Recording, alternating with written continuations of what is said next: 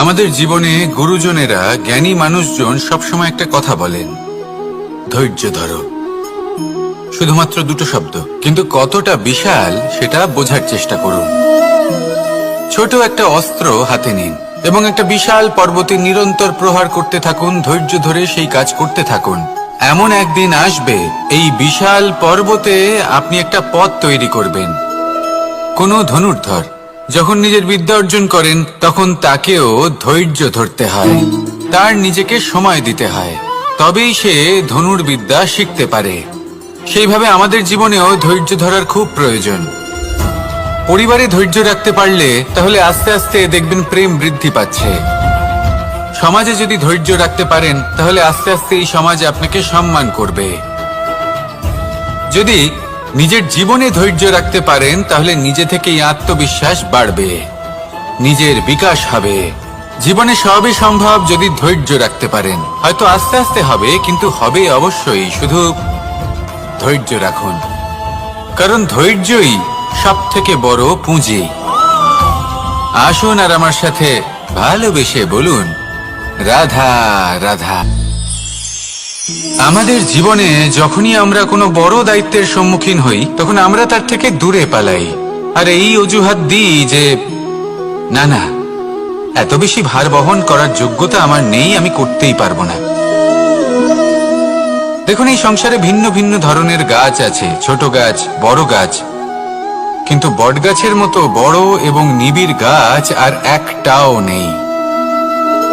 সে নিঃস্বার্থভাবে এই সংসারকে সেবা করে যায়, ছায়া প্রদান করে, শীতলতা প্রদান করে।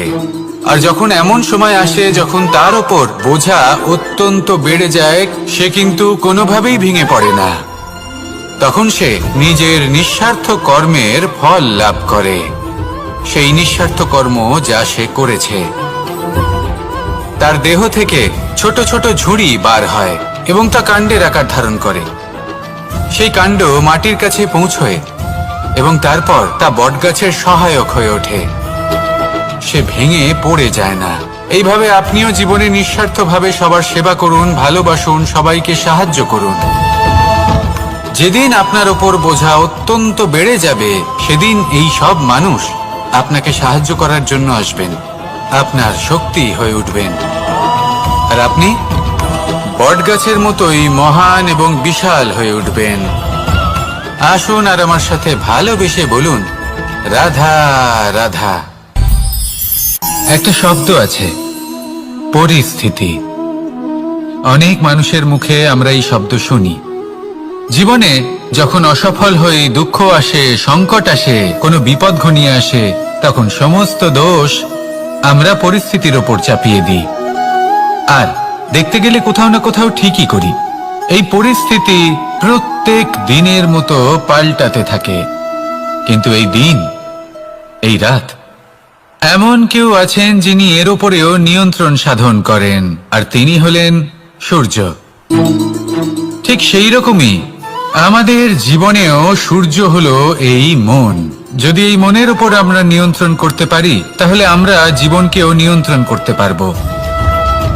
প্রথমে এই মনের রাজা হয়ে উঠতে হবে। তাই মনে রাখবেন, যদি মন দুর্বল হয় তাহলে পরিস্থিতি আমাদের সমস্যা বলে মনে হবে। এই মন যদি স্থির হয়, পরিস্থিতি প্রতিস্পর্ধা বলে মনে হবে। আর এই মন যদি শক্তিশালী হয়ে ওঠে, তাহলে যে কোনো পরিস্থিতি আপনার কাছে একটা সুযোগ মাত্র, এমন এক সুযোগ যাতে অগ্রসর হয়ে আপনি মহান হয়ে উঠতে পারেন। এই মনের শক্তির বৃদ্ধি ঘটান, মহান হয়ে উঠুন, আর আমার সাথে ভালোবেসে বলুন, রাধা রাধা। খুব সুন্দর একটা কাহিনী আছে। একবার এক ব্যক্তি নিজের অসফলতার জন্য ত্রস্ত হয়ে সময় দেবতার তপস্যা করতে বসলেন।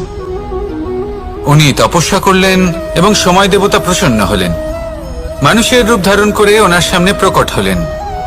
এবার সেই ব্যক্তি ওনাকে জিজ্ঞেস করলেন যে কি এমন আছে যার জন্য আপনি বারবার জয়ী হন আর আমি চিরকাল পরাজিত হয়ে থাকি? কেন এত পরিশ্রম করা সত্ত্বেও আমি সাফল্য লাভ করতে পারি না? তখন সময় দেবতা উত্তর দিলেন যে দিন হোক বা রাত, ঝড় হোক বা ভূমিকম্প, রোদ হোক বা বৃষ্টি হোক, সময়ের সূত্রপাত হোক বা প্রলয়, আমি থামি না, আমি চলতেই থাকি। আর সেই জন্য যিনি থেমে যান তিনি পরাজিত হন আর আমি জয়ী হই। এটাই আমাদের শিখতে হবে। জীবনে সবসময় চলতে থাকুন, কখনো থামবেন না। হ্যাঁ, কিছুক্ষণের জন্য বিরতি নিতে পারেন, বিশ্রাম করার জন্য, নিজেকে আরো সশক্ত করে তোলার জন্য, কিন্তু থেমে যাবেন না। নিরন্তর কর্ম করতে থাকুন, পরিশ্রম করতে থাকুন, তবেই এই সংসার আপনাকে মনে রাখবে। আসুন আমার সাথে ভালোবেসে বলুন, রাধা রাধা। মানুষ তার জীবনে দুই ধরনের পরিস্থিতিকে খুব ভয় পায়। এক, কোনো কারণবশত কারোর সামনে নত হওয়া। দুই, কোনো কারণে নিজের চরিত্র থেকে, নিজের মূল্যবোধ থেকে বিচ্যুত হওয়া। এবার কেন হয় এরকম যে কথায় কথায় কারোর সামনে নত হতে হয়? কেন বারংবার নিজের চরিত্র থেকে চ্যুত হতে হয়? এরকম কেন হয়? এটা তখনই হয় যখন আমাদের শিক্ষা এবং মূল্যবোধের অভাব থাকে। যদি মানুষের মধ্যে প্রকৃত শিক্ষা থাকে তাহলে এই সংসারে কোনো সময় এবং কারোর সামনেই নত হওয়ার কোনো প্রয়োজন নেই। যদি মানুষের মধ্যে মূল্যবোধ থাকে তাহলে তাকে নিজের মূল্যবোধ বা চরিত্র থেকে বিচ্যুত হতে হয় না, তা সে যাই হয়ে যাক না কেন। কোনো বালককে যদি জন্ম থেকেই সুশিক্ষার অধিকারী করা হয়, শিক্ষিত করা হয়, মূল্যবোধের অধিকারী করা হয়, তবে সে এই সংসারে এমন কর্ম করবে যাতে সে নিজেকে, নিজের পরিবারকে, সমগ্র সমাজকে গর্বিত করতে পারে। শিক্ষা লাভ করুন, মূল্যবোধ লাভ করুন এবং আমার সাথে ভালোবেসে বলুন, রাধা রাধা। আমাদের সকলের জীবনে একটা লক্ষ্য থাকে যেটা আমরা লাভ করতে চাই। ঠিক যেন একটা প্রতিস্পর্ধা বিদ্যমান যে কে সব থেকে আগে নিজের লক্ষ্যে পৌঁছতে পারবে। আর সেই জন্য আমরা সকলেই খুব তাড়াতাড়ি এগোতে চেষ্টা করি, বড় এবং দীর্ঘ পদক্ষেপ ফেলি যাতে তাড়াতাড়ি নিজের লক্ষ্যে পৌঁছতে পারি। কিন্তু এক অত্যন্ত গুরুত্বপূর্ণ বিষয় আছে, সবসময় লক্ষ্য সামনে থাকবে না, কখনো কখনো তা খুঁজতে হয়। এই যাত্রা খুব কঠিন হতে পারে। আর ঠিক এই কারণেই সবসময় দ্রুত গতিতে চলা বা তাড়াতাড়ি পথে চলা সেটা আবশ্যক নয়। তার থেকেও বেশি গুরুত্বপূর্ণ হলো ভেবেচিন্তে তারপর পথ চলা। যদি ভেবেচিন্তে পদক্ষেপ ফেলেন, চলতে পারেন, তাহলে সেটাই সর্বশ্রেষ্ঠ পদক্ষেপ। কখন কোন দিকে যেতে হবে, কখন কোথায় দিক পাল্টানো যাবে না, কখন গতি বেশি রাখতে হবে, কখন কম, কখন থামবো, কখন চলবো, এই সব কিছুর বিষয়ে জ্ঞান অত্যন্ত গুরুত্বপূর্ণ এবং ভেবে চিন্তে চলতেই হবে। সেই জন্য শুধু তীব্র গতিতে সামনে এগোলে চলবে না, ভাবনা চিন্তা করে এগোতে হবে।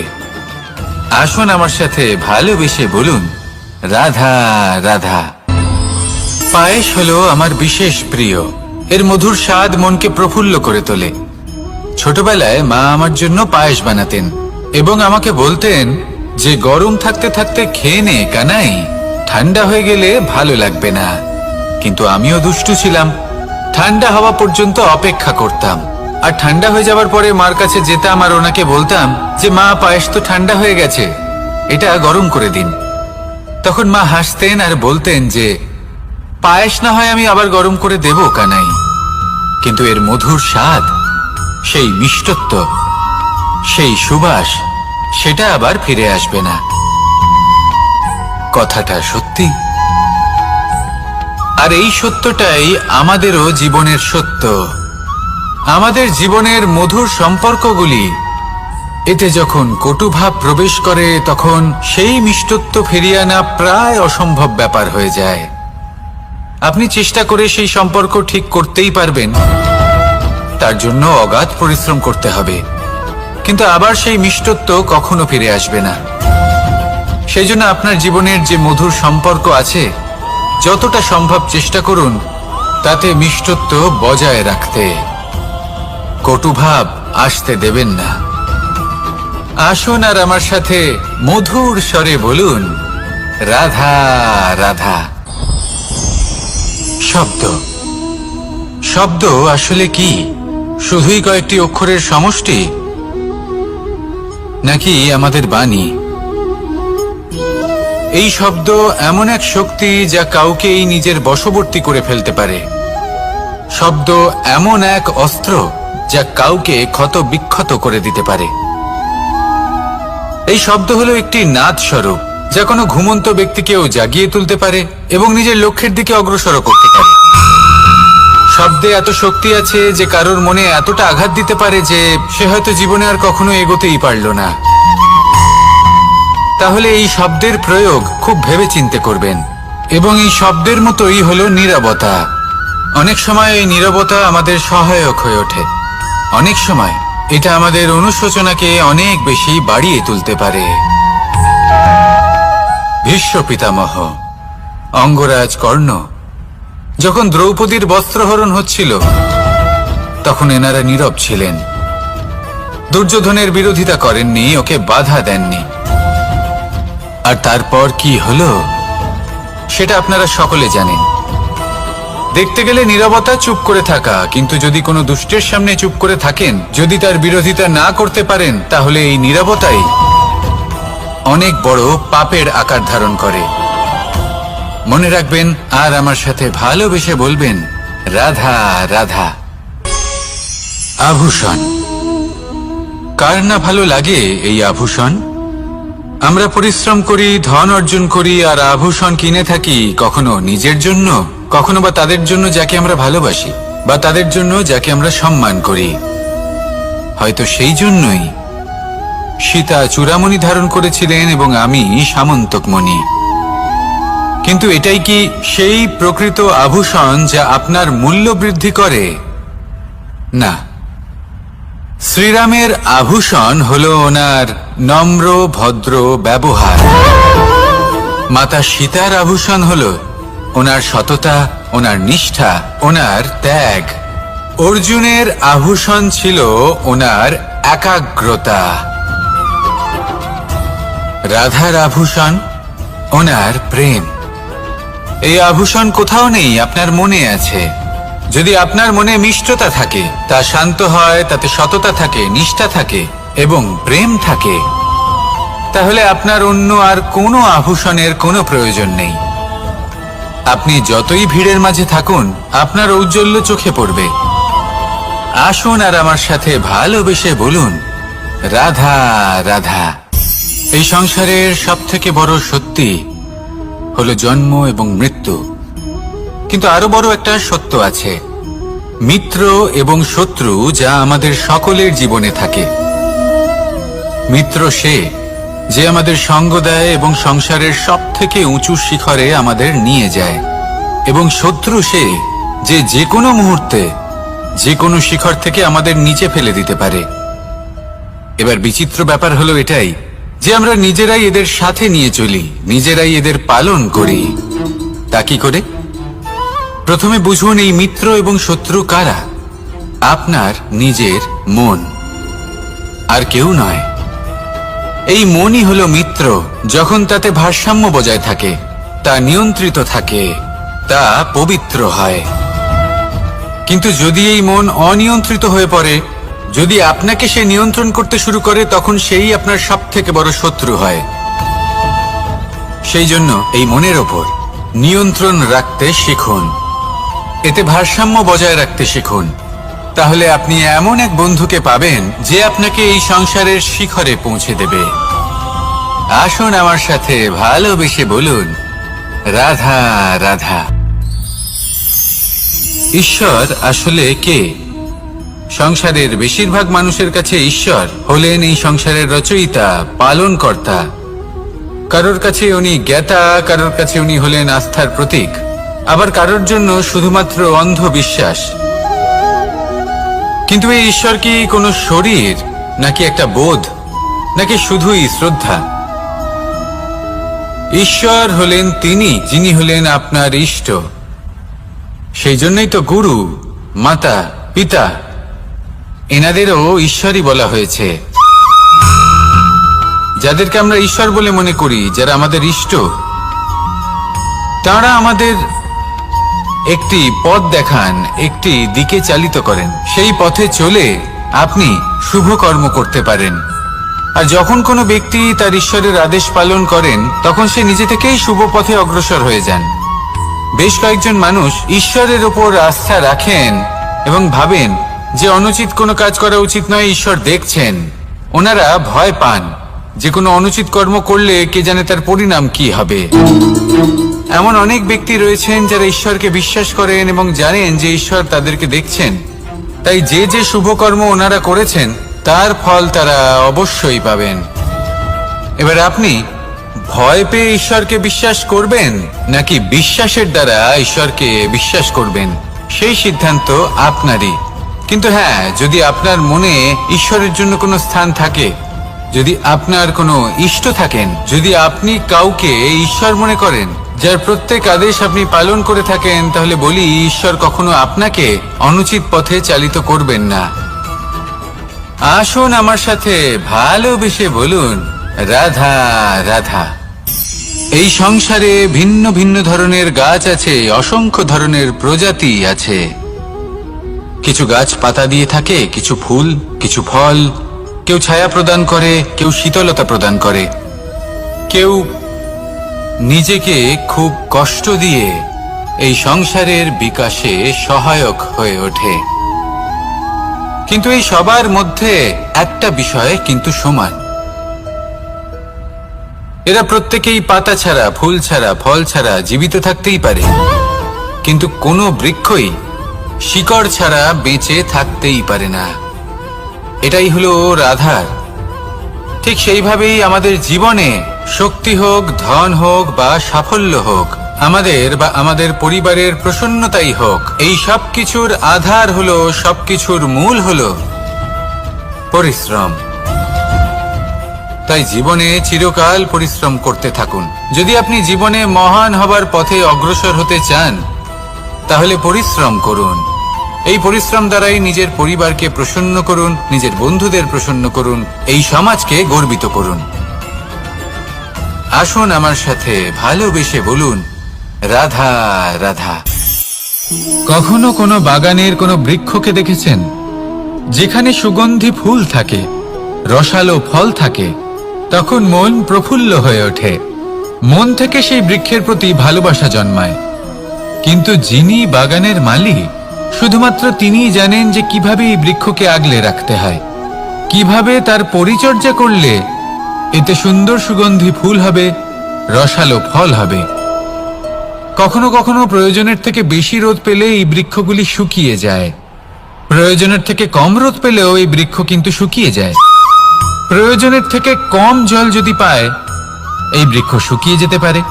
প্রয়োজনের থেকে অতিরিক্ত জল যদি পায়, তখনও এই বৃক্ষের শিকড়গুলি নষ্ট হয়ে যেতে পারে। এবার এটাই কিন্তু আমাদের সংসারের সাথেও হয়। আমাদের সংসারের সকল প্রতিভাশালী ব্যক্তি, যেমন লেখক, বিচারক, প্রবক্তা, যোদ্ধা, এদের সবার ক্ষেত্রে এই কথাটাই প্রযোজ্য। যদি বেশি প্রশংসা করা হয়, তাহলেও এরা হারিয়ে যাবেন। প্রয়োজনের থেকে বেশি যদি নিন্দা করা হয়, তখনও তারা নত হয়ে পড়বেন।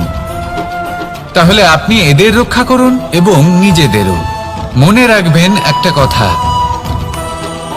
জেনে রাখুন কখন কোন নিন্দায় আপনি লজ্জিত হবেন না, আর কখন কোন প্রশংসার দ্বারা নিজের মধ্যে অহংবোধ জাগ্রত করবেন না। এই মন সুপ্রসন্ন হয়ে বলবে, রাধা রাধা। সময় কত বিচিত্র হয়। সময় আমাদের পক্ষে থাকলে আমরা নিজেদের রাজা মনে করে নিই, আর সেই সময় যদি বিপক্ষে চলে যায়, তাহলে নিঃস্ব হতে সময় লাগে না। তাই মানুষের একটা অভ্যেস আছে, খারাপ সময়ের জন্য কিছু সঞ্চয় করা। আত্মীয়, বন্ধু খারাপ সময় পাশ থেকে সরে যায়। যশ, মান প্রতিকূল সময় চিরস্থায়ী হয় না। তাই মানুষ মনে করে অর্থ সঞ্চয় করাই শ্রেয়। অর্থের কোনো হৃদয় নেই যা সময়ের সাথে পরিবর্তিত হবে। সংসার বলে সর্বদা অর্থ সঞ্চয় করতে থাকুন। খারাপ সময়ে অবশ্যই কাজে লাগবে, কিন্তু আমি বলবো শুভ কর্ম করতে থাকুন, আনন্দে থাকুন, নিজের ওপর আর ঈশ্বরের ওপরে বিশ্বাস রাখুন। খারাপ সময় কখনো আসবেই না। রাধা রাধা। মানুষ নিজের পরিবারের জন্য কত কিছুই না করে, দিন রাত পরিশ্রম করতে থাকে যাতে তার পরিবারের প্রয়োজন পূরণের জন্য অর্থ রোজগার করতে পারে। কিন্তু শুধু অর্থ রোজগার করাটাই কি যথেষ্ট? আপনি বলবেন হ্যাঁ, নিশ্চয়ই। অর্থ দিয়ে সবকিছু পাওয়া যায়, বিদ্যা পাওয়া যায়, বাড়ি পাওয়া যায়, ওষুধ পাওয়া যায়, আর কত কিছুই না পাওয়া যায়। এই সব একটা পর্যায় পর্যন্ত সঠিক, কিন্তু একটু মন দিয়ে ভেবে দেখুন, যখন কোনো শিশু অসুস্থ হয়ে পড়ে তখন সে ওই তিক্ত ওষুধ কেন খেয়ে নেয়? এই জন্য কারণ ওর পিতা সেই ওষুধ অর্থ দিয়ে কিনেছে? না, বরং এই জন্য কারণ তার পিতা যে তার সামনে দাঁড়িয়ে, তার ওপরে তার বিশ্বাস আছে। বিশ্বাস আছে যে উনি তার কিচ্ছু হতে দেবেন না। এই বিশ্বাস, এই সংস্কার, এই শিক্ষা কখনো অর্থ দিয়ে পাওয়া যায় না। এটা পাওয়া যায় সেই সময় থেকে যা মাতা পিতা তাদের সন্তানের সাথে কাটিয়েছেন। তাই জীবনে অর্থ অবশ্যই উপার্জন করুন, কিন্তু নিজের পরিবারকেও সময় দিন, আনন্দ পাবেন।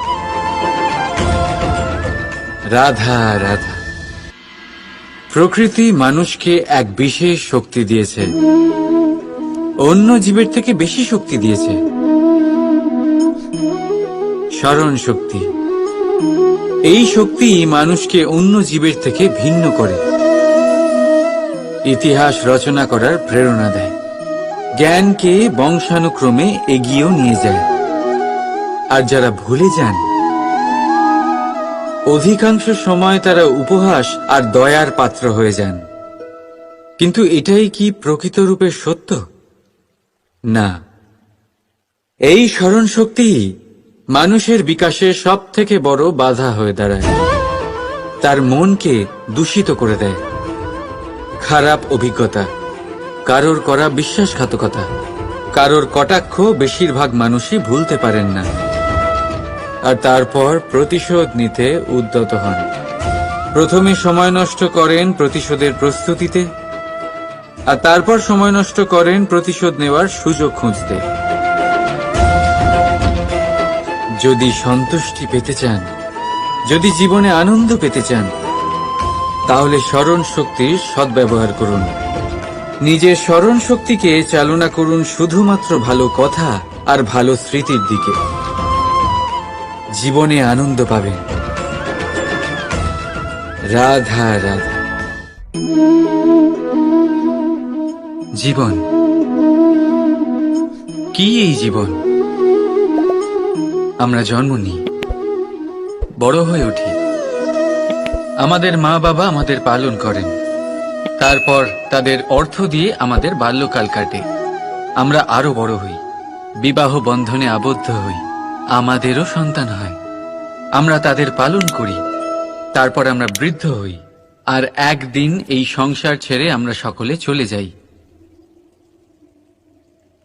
এটাই কি জীবন? আপনার মনে এই প্রশ্ন হয়তো অনেকবার জেগেছে, তাই না? এবার একটু জলের যাত্রাপথ লক্ষ্য করুন। সাগর থেকে বাষ্প হয়ে ওঠে এই জল, মেঘ হয়ে ঝরে পড়ে সে, তারপর নদী হয়ে আবার সাগরে মিলিয়ে যায়। কিন্তু কখনো এই প্রশ্ন করে না যে তার জীবন কি, তার উদ্দেশ্য কি। প্রতিটা মুহূর্ত বাঁচে সে, আর অন্যদের যতখানি সম্ভব সাহায্য করে। যখন সাগরে থাকে তখন অসংখ্য জীবকে জীবন দান করে। যখন সাগর থেকে বাষ্প হয়ে মেঘ হয়ে যায় তখন চাষিদের মনে এই আশা জাগায় যে ফসল আবার ফলবে। যখন বর্ষা হয়ে ঝরে পড়ে তখন কি? এই জীবনের উদ্দেশ্য কি? শুধু এই জীবন বাঁচুন, আর যতটা সম্ভব সবাইকে আনন্দ প্রদান করুন। মন প্রসন্ন হয়ে বলবে রাধা রাধা। কখনো বৃষ্টির জন্য হওয়া কাদার মধ্যে দিয়ে আপনি নিজের বাড়ি ফিরেছেন? পাদুকা পরার জন্য আপনি ওই কাদা থেকে অবশ্যই বেঁচে যান, কিন্তু সেই পাদুকা থেকে আগত নোংরা কাদার ছিটে আপনার বস্ত্রকে ময়লা করেই দেয়। কিন্তু তাও সেই ছিটের জন্য আপনার বস্ত্র ময়লা হয়ে যাবে, সেই জন্য আপনি পাদুকা পরা ছেড়ে দেন না। ভালো কথা, কিন্তু সমস্ত বিষয় যদি গম্ভীরভাবে ভাবতে থাকেন তাহলে জীবনের আনন্দটাই শেষ হয়ে যাবে। এই সংসার অস্থায়ী, এখানে এমন কিছুই নেই যা চিরকাল জীবিত থাকবে। তাই যতক্ষণ এই জীবন আছে সন্তুষ্টি আর আনন্দ নিয়ে বাঁচুন। নিজের ওপর আগত কাদার ছিটের দিকে মন দেবেন না, শুধু আনন্দ বিতরণ করুন। মন প্রসন্ন হয়ে বলবে রাধা রাধা। আমাদের জীবনে গুরুজনেরা, জ্ঞানী মানুষজন সবসময় একটা কথা বলেন, ধৈর্য ধরো। শুধুমাত্র দুটো শব্দ, কিন্তু কতটা বিশাল সেটা বোঝার চেষ্টা করুন। ছোট একটা অস্ত্র হাতে নিন এবং একটা বিশাল পর্বতে নিরন্তর প্রহার করতে থাকুন। ধৈর্য ধরে সেই কাজ করতে থাকুন। এমন একদিন আসবে এই বিশাল পর্বতে আপনি একটা পথ তৈরি করবেন। কোনো ধনুর্ধর যখন নিজের বিদ্যা অর্জন করেন তখন তাকেও ধৈর্য ধরতে হয়, তার নিজেকে সময় দিতে হয়, তবেই সে ধনুর্বিদ্যা শিখতে পারে। সেইভাবে আমাদের জীবনেও ধৈর্য ধরার খুব প্রয়োজন। পরিবারে ধৈর্য রাখতে পারলে তাহলে আস্তে আস্তে দেখবেন প্রেম বৃদ্ধি পাচ্ছে। সমাজে যদি ধৈর্য রাখতে পারেন তাহলে আস্তে আস্তে এই সমাজ আপনাকে সম্মান করবে। যদি নিজের জীবনে ধৈর্য রাখতে পারেন তাহলে নিজে থেকেই আত্মবিশ্বাস বাড়বে, নিজের বিকাশ হবে। জীবনে সবই সম্ভব যদি ধৈর্য রাখতে পারেন। হয়তো আস্তে আস্তে হবে, কিন্তু হবে অবশ্যই। শুধু ধৈর্য রাখুন, কারণ ধৈর্যই সব থেকে বড় পুঁজি। আসুন আর আমার সাথে ভালোবেসে বলুন রাধা রাধা। আমাদের জীবনে যখনই আমরা কোনো বড় দায়িত্বের সম্মুখীন হই তখন আমরা তার থেকে দূরে পালাই, আর এই অজুহাত দিই যে না না, এত বেশি ভার বহন করার যোগ্যতা আমার নেই, আমি করতেই পারবো না। দেখুন, এই সংসারে ভিন্ন ভিন্ন ধরনের গাছ আছে, ছোট গাছ, বড় গাছ, কিন্তু বটগাছের মতো বড় এবং নিবিড় গাছ আর একটাও নেই। সে নিঃস্বার্থভাবে এই সংসারকে সেবা করে যায়, ছায়া প্রদান করে, শীতলতা প্রদান করে। আর যখন এমন সময় আসে যখন তার ওপর বোঝা অত্যন্ত বেড়ে যায়, সে কিন্তু কোনোভাবেই ভেঙে পড়ে না। তখন সে নিজের নিঃস্বার্থ কর্মের ফল লাভ করে, সেই নিঃস্বার্থ কর্ম যা সে করেছে। তার দেহ থেকে ছোট ছোট ঝুড়ি বার হয় এবং তা কাণ্ডের আকার ধারণ করে। সেই কাণ্ড মাটির কাছে পৌঁছয় এবং তারপর তা বটগাছের সহায়ক হয়ে ওঠে। সে ভেঙে পড়ে যায় না। এইভাবে আপনিও জীবনে নিঃস্বার্থভাবে সবার সেবা করুন, ভালোবাসুন, সবাইকে সাহায্য করুন। যেদিন আপনার ওপর বোঝা অত্যন্ত বেড়ে যাবে সেদিন এই সব মানুষ আপনাকে সাহায্য করার জন্য আসবেন, আপনার শক্তি হয়ে উঠবেন, আর আপনি বটগাছের মতোই মহান এবং বিশাল হয়ে উঠবেন। আসুন আর আমার সাথে ভালোবেসে বলুন রাধা রাধা। একটা শব্দ আছে, পরিস্থিতি। অনেক মানুষের মুখে আমরা এই শব্দ শুনি। জীবনে যখন অসফল হই, দুঃখ আসে, সংকট আসে, কোনো বিপদ ঘনিয়ে আসে, তখন সমস্ত দোষ আমরা পরিস্থিতির ওপর চাপিয়ে দিই। আর দেখতে গেলে কোথাও না কোথাও ঠিকই করি। এই পরিস্থিতি প্রত্যেক দিনের মতো পাল্টাতে থাকে, কিন্তু এই দিন, এই রাত, এমন কেউ আছেন যিনি এর ওপরেও নিয়ন্ত্রণ সাধন করেন, আর তিনি হলেন সূর্য। ঠিক সেই রকমই আমাদের জীবনেও সূর্য হলো এই মন। যদি এই মনের উপর আমরা নিয়ন্ত্রণ করতে পারি তাহলে আমরা জীবনকেও নিয়ন্ত্রণ করতে পারবো। এই মনের শক্তির বৃদ্ধি ঘটান, মহান হয়ে উঠুন, আর আমার সাথে ভালোবেসে বলুন, রাধা রাধা। খুব সুন্দর একটা কাহিনী আছে। একবার এক ব্যক্তি নিজের অসফলতার জন্য ত্রস্ত হয়ে সময় দেবতার তপস্যা করতে বসলেন। উনি তপস্যা করলেন এবং সময় দেবতা প্রসন্ন হলেন, মানুষের রূপ ধারণ করে ওনার সামনে প্রকট হলেন। এবার সেই ব্যক্তি ওনাকে জিজ্ঞেস করলেন যে কি এমন আছে যার জন্য আপনি বারবার জয়ী হন আর আমি চিরকাল পরাজিত হয়ে থাকি? কেন এত পরিশ্রম করা সত্ত্বেও আমি সাফল্য লাভ করতে পারি না? তখন সময় দেবতা উত্তর দিলেন যে দিন হোক বা রাত, ঝড় হোক বা ভূমিকম্প, রোদ হোক বা বৃষ্টি হোক, সময়ের সূত্রপাত হোক বা প্রলয়, আমি থামি না, আমি চলতেই থাকি। আর সেই জন্য যিনি থেমে যান তিনি পরাজিত হন আর আমি জয়ী হই। এটাই আমাদের শিখতে হবে। জীবনে সবসময় চলতে থাকুন, কখনো থামবেন না। হ্যাঁ, কিছুক্ষণের জন্য বিরতি নিতে পারেন, বিশ্রাম করার জন্য, নিজেকে আরো সশক্ত করে তোলার জন্য, কিন্তু থেমে যাবেন না। নিরন্তর কর্ম করতে থাকুন, পরিশ্রম করতে থাকুন, তবেই এই সংসার আপনাকে মনে রাখবে। আসুন আমার সাথে ভালোবেসে বলুন, রাধা রাধা। মানুষ তার জীবনে দুই ধরনের পরিস্থিতিকে খুব ভয় পায়। এক, কোনো কারণবশত কারোর সামনে নত হওয়া। দুই, কোনো কারণে নিজের চরিত্র থেকে, নিজের মূল্যবোধ থেকে বিচ্যুত হওয়া। এবার কেন হয় এরকম যে কথায় কথায় কারোর সামনে নত হতে হয়? কেন বারংবার নিজের চরিত্র থেকে চ্যুত হতে হয়? এরকম কেন হয়? এটা তখনই হয় যখন আমাদের শিক্ষা এবং মূল্যবোধের অভাব থাকে। যদি মানুষের মধ্যে প্রকৃত শিক্ষা থাকে তাহলে এই সংসারে কোনো সময় এবং কারোর সামনেই নত হওয়ার কোনো প্রয়োজন নেই। যদি মানুষের মধ্যে মূল্যবোধ থাকে তাহলে তাকে নিজের মূল্যবোধ বা চরিত্র থেকে বিচ্যুত হতে হয় না, তা সে যাই হয়ে যাক না কেন। কোনো বালককে যদি জন্ম থেকেই সুশিক্ষার অধিকারী করা হয়, শিক্ষিত করা হয়, মূল্যবোধের অধিকারী করা হয়, তবে সে এই সংসারে এমন কর্ম করবে যাতে সে নিজেকে, নিজের পরিবারকে, সমগ্র সমাজকে গর্বিত করতে পারে। শিক্ষা লাভ করুন, মূল্যবোধ লাভ করুন এবং আমার সাথে ভালোবেসে বলুন, রাধা রাধা। আমাদের সকলের জীবনে একটা লক্ষ্য থাকে যেটা আমরা লাভ করতে চাই।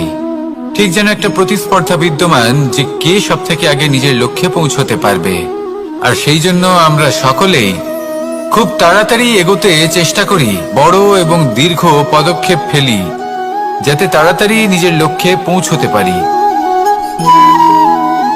কিন্তু এক অত্যন্ত গুরুত্বপূর্ণ বিষয় আছে, সবসময় লক্ষ্য সামনে থাকবে না, কখনো কখনো তা খুঁজতে হয়। এই যাত্রা খুব কঠিন হতে পারে, আর ঠিক এই কারণেই সবসময় দ্রুত গতিতে চলা বা তাড়াতাড়ি পথে চলা সেটা আবশ্যক নয়।